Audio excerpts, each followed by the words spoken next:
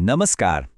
આપણે જાણીએ છીએ કે દુનિયા પુસ્તકોથી ભરેલી છે, લાખો, કરોડો, પણ એમાંથી કેટલાક એવા પણ છે જે આજે પણ એક મોટો કોયડો છે. ખરેખર વિચારવા જેવો સવાલ છે, નહીં? મતલબ એવું બની શકે કે કોઈ પુસ્તક આપણી સામે પડ્યું હોય પણ આપણે એને ક્યારેય સમજી જ ન શકીએ. અને આપણે અહીં કોઈ અઘરા પુસ્તકોની વાત નથી કરી રહ્યા. ના, આ તો એવા રહસ્યો છે જેણે સદીઓથી દુનિયાના સૌથી તેજ દિમાગને પણ હંફાવી દીધા છે. અને સાચું કહું તો આજે પણ એનો કોઈ જવાબ નથી. તો ચાલો હવે શરૂ કરીએ આ સફર અને જઈએ આ રહસ્યમય પુસ્તકોની દુનિયામાં. તો સૌથી પહેલાં આપણે એવા પુસ્તકોની વાત કરીશું જેની ભાષા જે કોયડો છે. હા, એવી લિપિઓ કે જેમાં શું લખ્યું છે એ આજે કોઈને ખબર નથી. અને જ્યારે આવી અજાણી ભાષાની વાત આવે ત્યારે એક નામ સૌથી પહેલાં મગજમાં આવે છે: ધ વોયનેજ મેન્યુસ્ક્રિપ્ટ. ઘણા લોકો તો એને દુનિયાનું સૌથી રહસ્યમય પુસ્તક પણ કહે છે. અને જુઓ, આ કોઈ નવું રહસ્ય નથી હો. આ પુસ્તક હાથથી લખાયેલું છે અને એ પણ લગભગ 600 વર્ષ પહેલાં. વિચારો, 6 સદીઓથી આ એક મોટો કોયડો બનીને પડ્યું છે. હવે આ પુસ્તકમાં છે શું? એમાં એવા વિચિત્ર છોડ દોરેલા છે જે કદાચ આપણી પૃથ્વી પર છે જ નહીં. એમાં અમુક દવાઓ બનાવવાની રીતો લખી છે પણ કોઈ સમજી નથી શકતું. અને આ બધું એ જ અજાણી ભાષામાં લખેલું છે જેને આજ સુધી કોઈ વાંચી શક્યું નથી. તમને જાણીને નવાઈ લાગશે કે દુનિયાના બેસ્ટ કોડ બ્રેકર્સ, મોટા ભાષાશાસ્ત્રીઓ અને હવે તો એઆઈ પણ આને સમજવાની કોશિશ કરી ચૂક્યું છે, પણ બધા જ નિષ્ફળ ગયા. કેમ?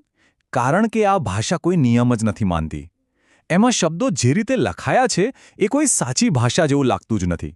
અને બસ આ જ વાત એઆઈને પણ ચક્રાવે ચડાવી દે છે. હવે જ્યારે માણસના બધા જ પ્રયત્નો નિષ્ફળ જાય ત્યારે શું થાય? અજીબોગરીબ થિયરીઓ બહાર આવે છે. કેટલાક લોકો તો ત્યાં સુધી કહે છે કે ભાઈ, આ પુસ્તક કદાચ આ દુનિયાનું છે જ નહીં. કદાચ એ કોઈ એલિયન ભાષામાં લખાયો હોય. સારું, આવું જ એક બીજું રહસ્યમય પુસ્તક છે. ચાલો એના પર નજર કરીએ. એનું નામ છે ધ રોહોન્ક કોડેક્સ. ઓકે, તો આ પુસ્તક મળ્યું હતું હંગેરીમાંથી. લગભગ 450 પાનાનું છે અને એમાં ધાર્મિક અને લડાઈના દૃશ્યો દોરેલા છે. પણ અહીં પણ એ જ કહાની છે. વોયનિચની જેમ જ એની ભાષા કોઈ સમજી શક્યું નથી. એના અક્ષરો કોઈ પણ જાણીતી લિપિ સાથે મેચ જ નથી થતા. ચાલો હવે અજાણી ભાષાઓના રહસ્યથી આગળ વધીએ. હવે જે પુસ્તકોની વાત કરીશું એની સાથે જોડાયેલી છે અલૌકિક અને ક્યારેક તો ડરાવણી વાતો. અને આ લિસ્ટમાં એક એવું પુસ્તક છે જેનું કદ અને એની પાછળની કહાની બંને એટલા મોટા છે કે માનવામાં ના આવે.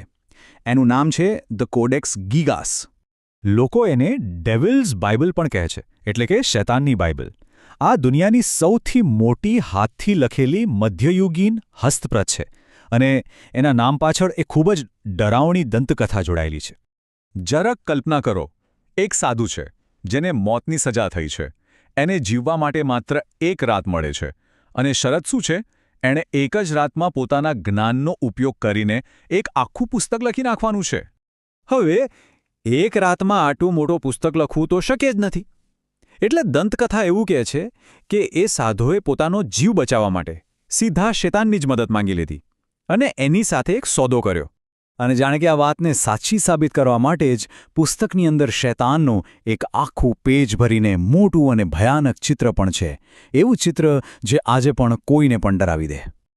ચાલો હવે આ શૈતાની શક્તિઓની વાતોમાંથી બહાર આવીએ અને એક અલગ જ ગુપ્ત જ્ઞાનની વાત કરીએ. એક એવું જ્ઞાન જે સાદી ધાતુને સોનામાં ફેરવવાની શક્તિ આપવાનો દાવો કરે છે અને એનું નામ છે ધ રિપ્લી સ્ક્રોલ. આ સ્ક્રોલ આલ્કેમી એટલે કે રસાયણ વિદ્યા પર આધારિત છે. એ જ પ્રાચીન કળા જે લોખંડ કે સીસા જેવી ધાતુને સોનામાં બદલવાનો દાવો કરતી હતી. અને એવું માનવામાં આવે છે કે આ સ્ક્રોલમાં એ રહસ્ય છુપાયેલું છે. અને હવે આપણે આવી ગયા છીએ આપણા છેલ્લા પુસ્તક પર. એક એવું પુસ્તક જે જાદુ અને દેવદૂતોની દુનિયા સાથે જોડાયેલું છે. નામ છે ધ બુક ઓફ સોયાગા. આ પુસ્તક આખું જાદુઈ મંત્રો અને કોડ્સથી ભરેલું છે. અને એના વિશે એવું કહેવાય છે કે એમાં લખેલા કોડ્સ માત્ર કોઈ દેવદૂત જ વાંચી શકે છે. અને સૌથી રસપ્રદ વાત, એ સમયના પ્રખ્યાત વિદ્વાન જ્હોન ડી, જેમની પાસે આ પુસ્તક હતું, એ પોતે પણ એના રહસ્યો ઉકેલી શક્યા નહોતા. તો આ બધા વિચિત્ર અને રહસ્યમય પુસ્તકો વિશે આપણે જાણ્યું. પણ આખરે સવાલ એ થાય છે કે આ બધાનો મતલબ શું? જુઓ, આ પુસ્તકો માત્ર કાગળ અને શાહીના ઢગલા નથી. એ તો આપણા જ્ઞાનની એક સીમા બતાવે છે. એ એવા પ્રાચીન કોયડા છે જે સદીઓથી રાહ જોઈ રહ્યા છે કે કોઈ આવીને તેમને ઉકેલે. તો અંતમાં એક જ સવાલ મનમાં રહી જાય છે. શું આ પુસ્તકોમાં સાચે જ કોઈ ગુપ્ત શક્તિ કે જ્ઞાન છુપાયેલું છે? કે પછી આ બધું સદીઓ જૂનું કોઈએ બહુ જ ચાલાકીથી કરેલું એક નાટક છે? સાચો જવાબ શું છે એ તો હજી પણ એક રહસ્ય જ છે.